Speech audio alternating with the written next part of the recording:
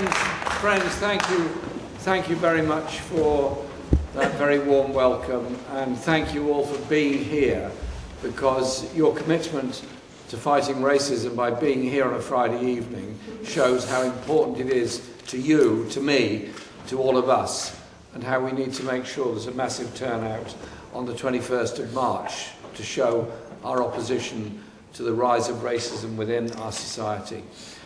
And thank you, Pippa, for what you just said about college lecturers and university lecturers, because there was a time when I used to think of somebody getting a job as a college lecturer as being a really good, secure, well-paid, pensionable job. It's now the equivalent of working in Sport Direct, in the sense that you're on a short-term or 0 hours contract, insecure pay, and a very uncertain future. That is no way for people performing such an important role in our society of educating young people and adults should be put in. Full support to you and your colleagues for the campaign you're mounting to bring about decency and employment in the further and higher education sector.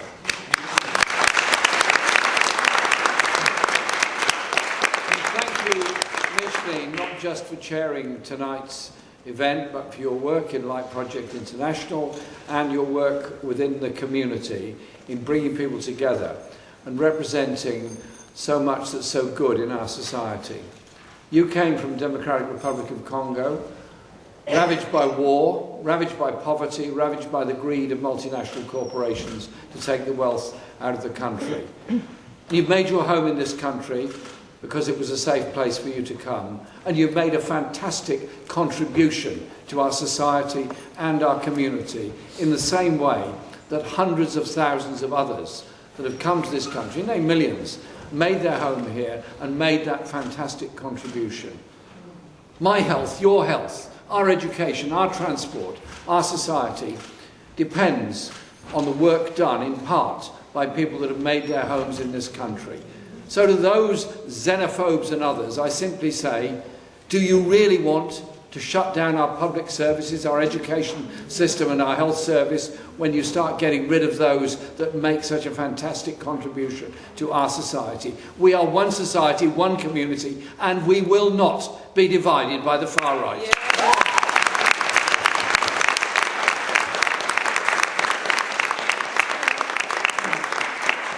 I'm very proud to represent Islington North in Parliament.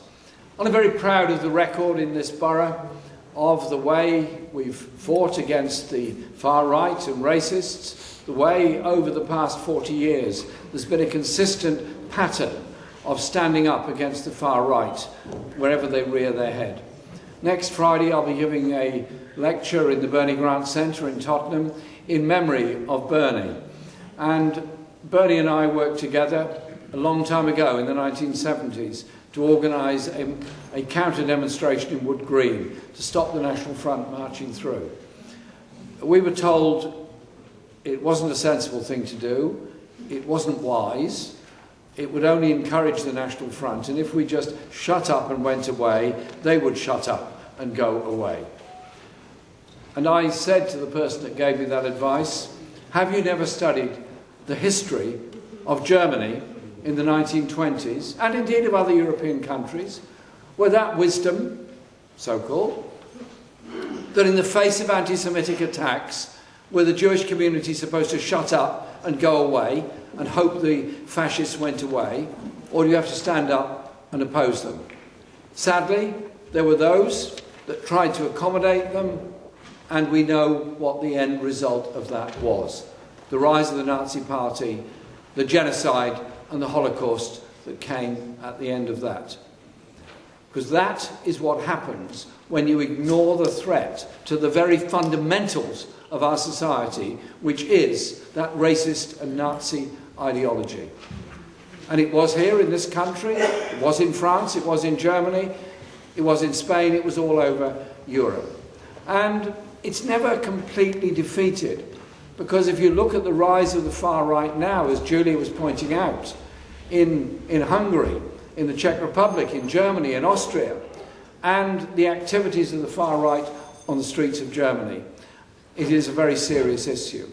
And when the German Interior Minister speaks to the Bundestag and says the greatest problem of terrorism in our society is far-right terrorism in Germany, surely that is a message and a lesson we should all understand. We ignore this at our peril.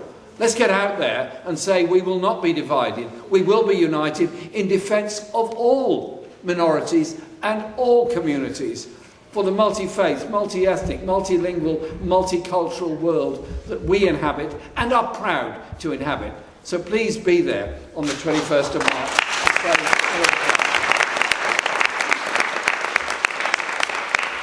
And in this borough, I think the response of people when there's been events and incidents has been incredible.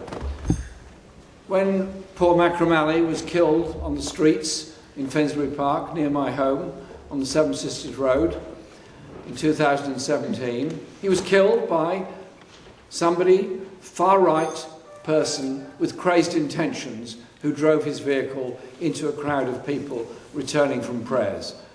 His intention was solely to injure, maim and possibly kill people, and Macramali died as a result of that.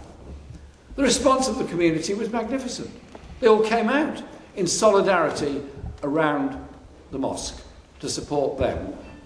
And that is surely the message we have to put forward, that we will always stand with those that are under attack at any time. But I have to say that the rise of racism within our society is serious.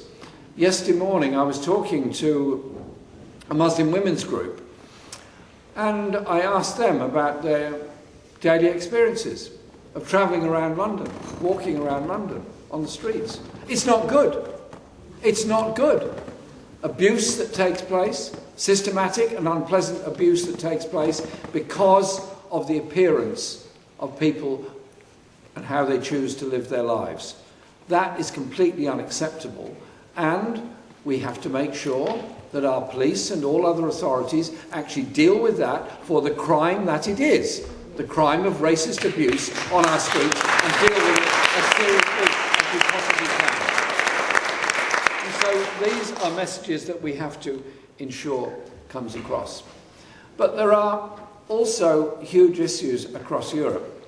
I mentioned the rise of the far right in Germany and other places, and that is very serious. What I would also say is that the far right work on the basis of trying to divide minorities. Think of the history of the far right in Britain and other places. There's always a minority you can blame for something. You can say they're threatening our living standards, they're threatening our wages, they're overcrowding our schools, they're overcrowding our hospitals, and you blame them, and then a whole sort of nasty melange of attacks takes place against that particular community. And when the shortages of housing, of school places and everything else is still there, you start to blame somebody else. And it is refugees across Europe that are often blamed for all of this. The horrible treatment of refugees by the Italian government and by others at the present time is terrifying. And also the abuse that Angela Merkel and her government received from some quarters when they very decently invited a large number of Syrian refugees to make their homes in Germany. And I think they should be commended for the actions they took at that time. And indeed, I had the pleasure of meeting Angela Merkel to say that to her as discussion. She's not of my politics, she's not of my party, but I thought it was an important gesture that she had made, and she's paid a political price for it, as indeed have others in Germany that have done that. But then you look at what's happening now with refugees, victims of the war in Afghanistan, victims of the war in Iraq, victims of the war in Syria, none of whom caused or made those wars, none of whom have profited from those wars with the sale of arms or anything else. They are the victims of wars that go on for decades and decades, trying to find a place of safety, of sanctuary and security.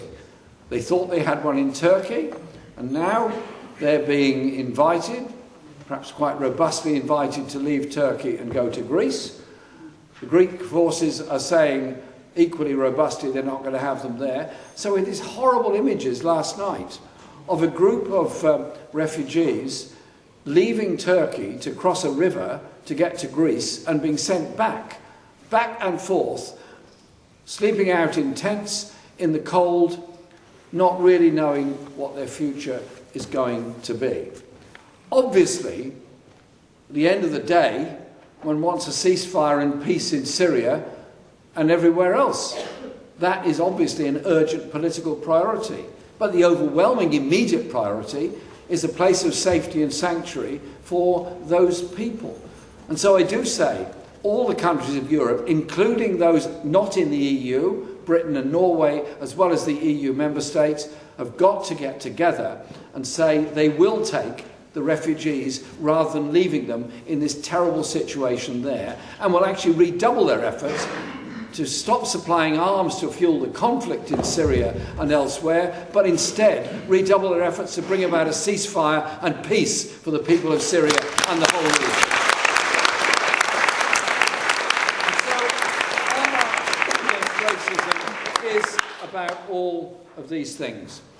But it's also sometimes very encouraging. When the election results came out last year in Germany and the AfD had gained some places and some support, I was so proud of the young people of Berlin who came out on the streets immediately to say the AfD do not speak in our name, they do not speak in the name of our country, and showed their opposition to the rise of the far right and racists. Just as we have to show here and has to be shown on UN Anti-Racist Day on the 21st of March. And so I hope, as proud representatives of a borough that has done its best to always defeat racism and ensure there is real opportunity for all within our society, we will all be there on the march on the 21st to give the message to the rest of the world. This country, this city, has millions of people who will never accept racism, will never accommodate racism, and will never allow our society to descend into the kind of horrors that the far right would promote.